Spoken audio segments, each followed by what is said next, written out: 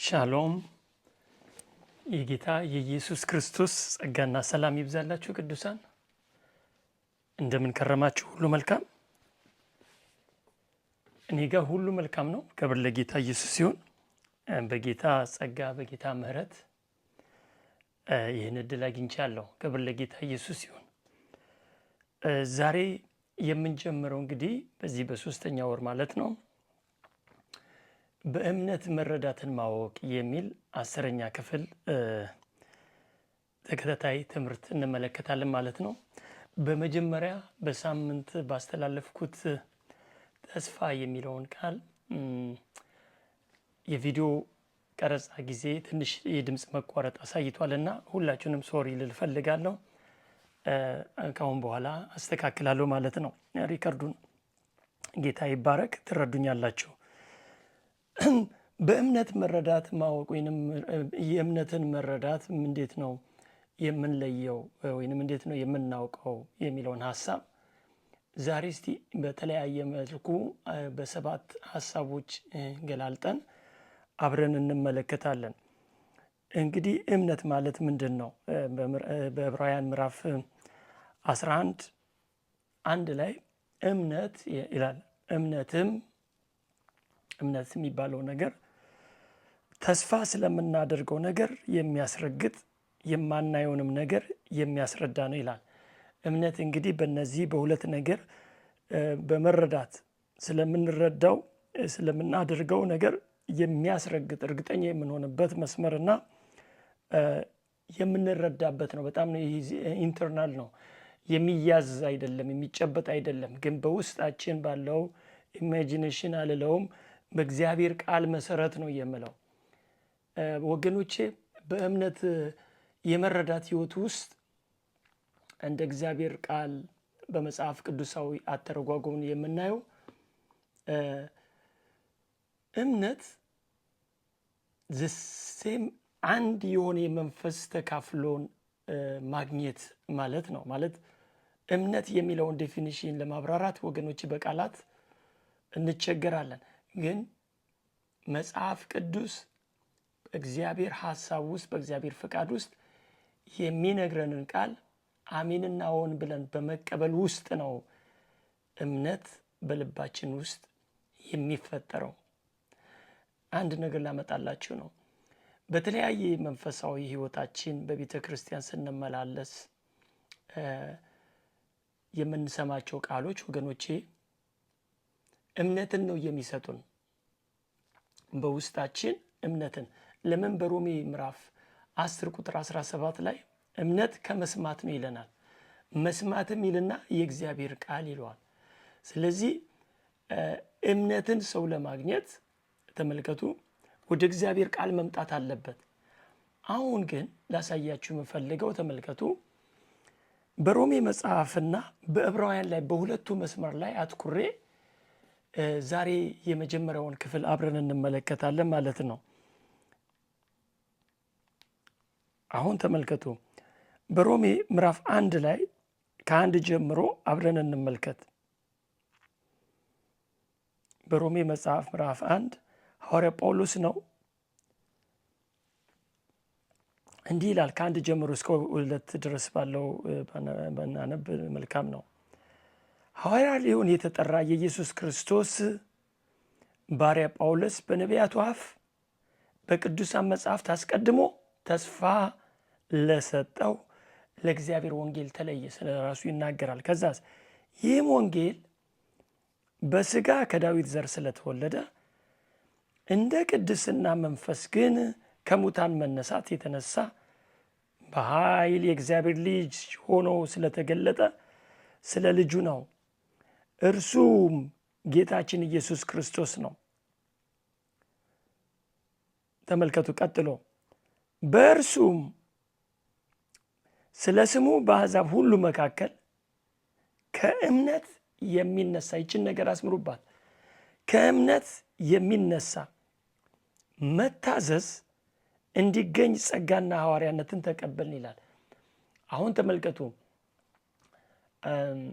እምነት አለኝ የስ አንድ ሰው ወደ ጌታ ከመጣ በኋላ ኢየሱስን ጌታና ዳኝ ካደረገ በኋላ በእምነት ድኗል። በእምነት የእግዚአብሔር ልጅ ሆኗል። ራይት። አሁን ተመልከቱ፣ በእምነት መታዘዝ የሚለው ነገር ግን ለአማኙ የተተወለት ነው። እኔ የእግዚአብሔርን ቃል ወገኖቼ አምኜ ስታዘዘውና ባፌ ብቻ አምናለሁ የሚል ከሆነ መታዘዝ ይጎድለዋል። የእምነት መታዘዝ ነው እያወራሁ ያለሁት። እኔ አሁን በተለያየ በብሉይ ኪዳን የነበረውን ስርዓቶች ውስጥ አይደለም ያለ ነው። ይሄ በአዲስ ኪዳን በሮሜ መልእክት ላይ የእምነት መታዘዝ ይላል። በእምነት የሚታዘዙ ሰዎች ወገኖቼ ዛሬ በማሳያችሁ በሰባት ነገሮች ውስጥ አብረን እንመለከታለን። እስቲ ዕብራውያን 11:6 ውስጥ ችል አሳያችሁ። ዕብራውያን 11:6 አምናለው። ይህን ሀሳብ ከተረዳችሁ በጣም ህይወት ይቀልላችኋል። ምክንያቱም የእምነት ሰዎች ትሆናላችሁ። በቃ በእምነታችሁ ዓለም ውስጥ የምትታዘዙት አካል ራሱን እየገለጠ እየተለማመዳችሁ የእግዚአብሔር ቃል በህይወታችሁ ላይ ሲሰራ ታዩታላችሁ። እሺ እንደውም ተመልከቱ። ቅድም ከ1 ጀምሬ ከ11:2 ጀምሬ ለሽማግሌዎች የተመሰከረላቸው በዚህ ነውና ካለ በኋላ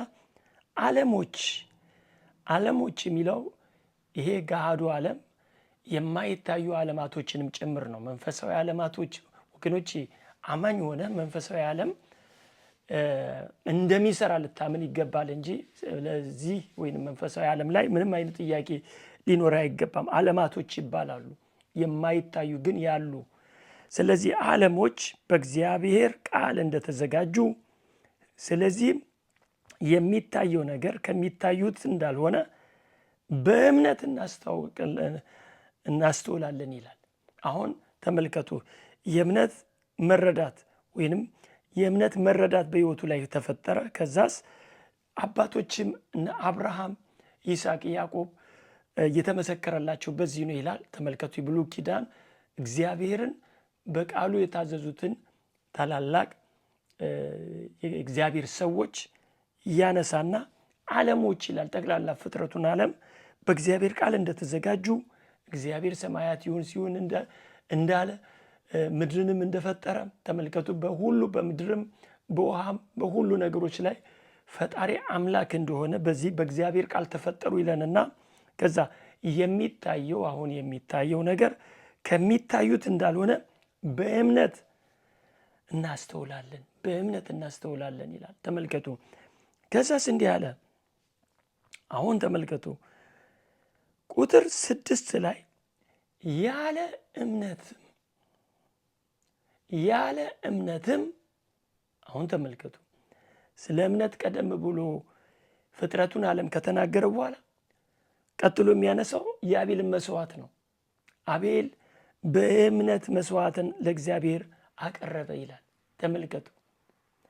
አሁን ስለ መስዋዕቱ ካወራ በኋላ ሄኖክ ሞትን እንዳያይ በእምነት ትንሣኤ፣ ወገኖቼ በደንብ ተመልከቱ፣ ተወሰደ፣ እግዚአብሔርም ስለወሰደው አልተገኘም፣ ሳይወሰድ እግዚአብሔርን ደስ እንዳሰኘ ተመስክሮለታልና ይላል። አሁን እግዚአብሔርን ደስ ያሰኘው በምንድን ነው ስንል ሲመልስ ምን ይለዋል? ያለ እምነትም ደስ ማሰኘት አይቻልም። እግዚአብሔርን ያለ እምነት የምናስደስትበት መንገድ የለም። የትኛው እምነት ወገኖቼ በመታዘዝ ውስጥ ያለው እምነት ነው። ምክንያቱም ሞዴል አድርጎ የሚያስቀምጣቸው አምነው እግዚአብሔርን የታዘዙ ናቸው። ቀጥሎ በሚቀጥሉት ጊዜያቶች አብረን እንመለከታለን። ይህ የእምነት መንገድ ወገኖቼ፣ ይህ የእምነት መንገድ ምን አለ? ያለ እምነትም ደስ ማሰኘት አይቻልም ካለ በኋላ ወደ እግዚአብሔር የሚደርስ እግዚአብሔር እንዳለ ለሚፈልጉትም ዋጋ እንዲሰጥ ያምን ዘንድ ያስፈልገዋልና። ይህ ቃል ወገኖቼ በዕብራውያን መጽሐፍ ምዕራፍ 1 ላይ ሄደን ብንመለከት እግዚአብሔር በተለያየ መልኩ ለአባቶች በነቢያት ሲናገር ቆይቶ አሁን ግን ሁሉን ወራሽ ባደረገው በልጁ ለኛ ተናገረን ከማለት ተመልከቱ፣ እምነታዊ አቅጣጫቸውን የሚያሳያቸው። እምነት የሚለውን ትርጉም በዕብራይስጥ ሲተረጎም ወገኖቼ መታዘዝ ማድረግ ድርጊትንም ጭምር የሚያሳይ ነው። እንትን አይደለም በቃ በአፍህ ብቻ አምናለሁኝ እንደዚህ የምትለው ነገር አይደለም። ለምን ቢባል ወደ መታዘዝ አክሽን ውስጥ ስትገባ ነው የእምነት ኃይል ባንተ ላይ የሚገለጠው። እስቲ ላሳያችሁ አንድ ሰው በጌታ ኢየሱስ አገልግሎት ላይ ለእኛም ስለሚጠቅመን ነው። በማቴዎስ ወንጌል ምዕራፍ 8 ላይ ወገኖቼ ሁለት አይነት እምነቶችን እናገኛለን። የእምነት ማነስና ትልቅ እምነት። ሁለቱን እምነት ተመልከቱ። የእምነት ማነስና ትልቅ የተባለለት እምነት። በእነዚህ የሁለት ሰዎች መካከል የምንመለከተው ወገኖች ላሳያችሁ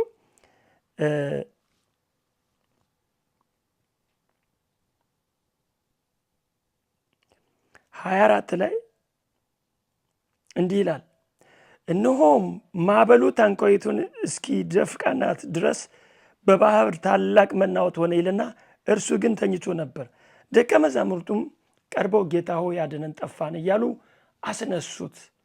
ከዛስ እርሱም እናንተ እምነት የጎደላችሁ ስለምን ትፈራላችሁ አላቸው።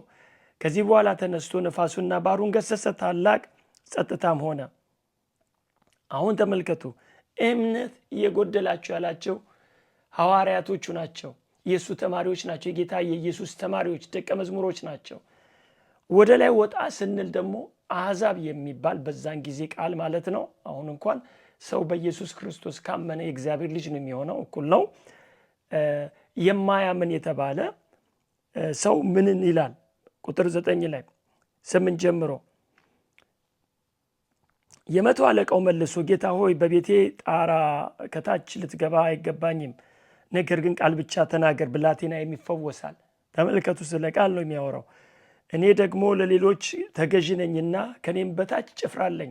አንዱንም ሂድ ብለው ይሄዳል፣ ሌላውንም ና ብለው ይመጣል፣ ባሪያዬንም ይህን አድርግ ብለው ያደርጋል አለው። በጣም ደስ የሚል ቃል ነው ወገኖቼ፣ ሙሉን አንብቡት። ከዛስ ኢየሱስም ሰምቶ ተደነቀና ለተከተሉት እንዲህ አለ፣ እውነት እላችኋለሁ በእስራኤል እንኳ እንዲህ ያለ ትልቅ እምነት አላገኘሁም። ቃልን ስታምን ወገኖቼ ጌታ የሚልህ እንዲህ ነው። ምን አይነት ታላቅ እምነት ነው ያለው ወንድሜ?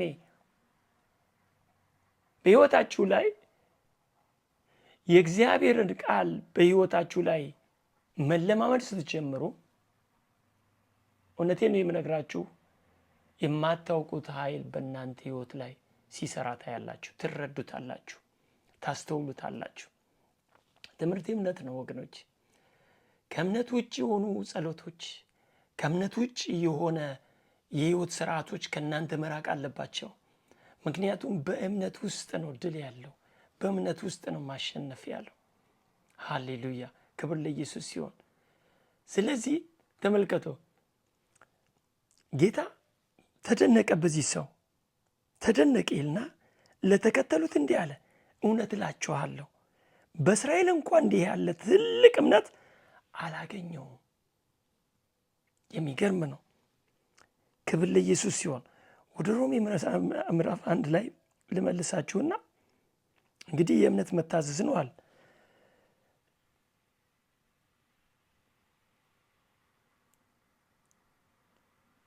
እንዲህ ይላል ተመልከቱ፣ ቁጥር 8 ወረድ ይልና እምነታችሁ ምናችሁ እምነታችሁ በዓለም ሁሉ ስለተሰማች አስቀድሜ ሁላችሁ አምላኬን በኢየሱስ ክርስቶስ አመሰግናለሁ።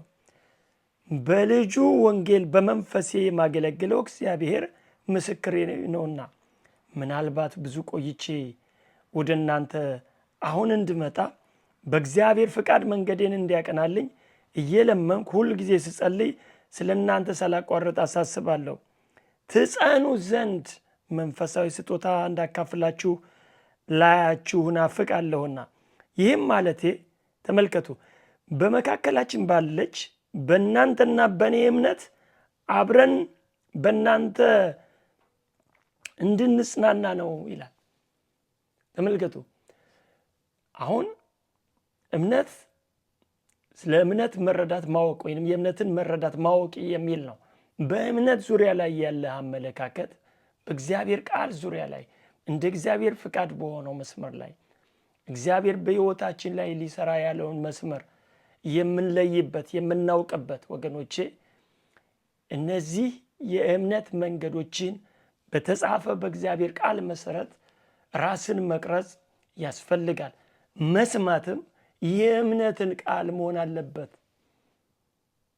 የእምነትን ቃል መሆን አለበት። ሐዋርያው እነሱ በሚያምኑት እሱ በሚያምነው እምነት በመካከል ባለ በእግዚአብሔር መስመር ነው እነሱ የሚጸኑበትን መንገድ የሚጸኑበትን የእምነት ጉልበት ያካፍላቸው ዘንድ በሕይወቱ ላይ በእምነት እየታዘዘ የሆነውን እየተቀበለውን የእግዚአብሔርን ጸጋ ሊያካፍላቸው የእግዚአብሔርን ፍቃድ እየጠየቀ ሲጸልይ ሲለምን እናያለን።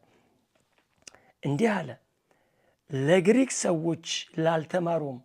በዛን ዘመን የግሪክ ሰዎች ሚንስ በጣም ጠቢባን የሚባሉ በመሆን በፍልስፍና ከሃይማኖታዊ መንገዶች ውጭ በሆነ መንገዶች በጣም ዘመናዊ ፈላስፋ አዲስ ነገርን የሚፈልጉ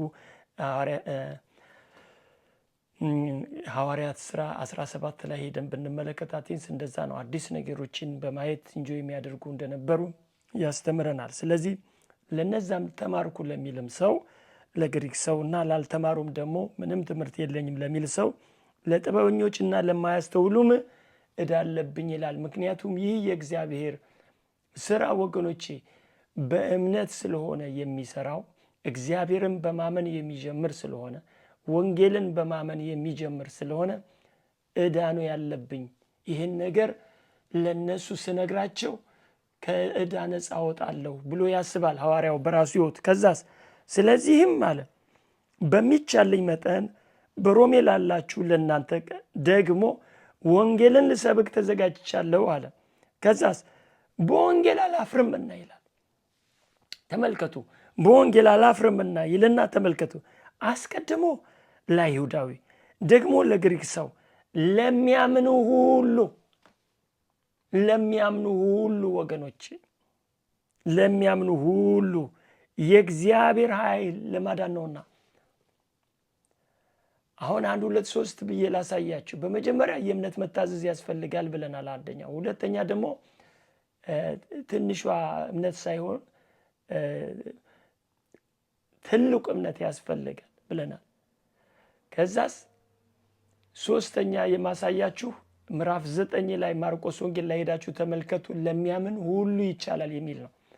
እምነት ማለት በእግዚአብሔር ቃል ውስጥ በኢየሱስ ክርስቶስ ስራ ላይ ነው። ግን የኔና የእናንተ እምነት የተመሰረተው ከዛስ አራተኛ በእምነት መበርታትን ሮሜ 4 ላይ ሄደን ልንመለከት እንችላለን።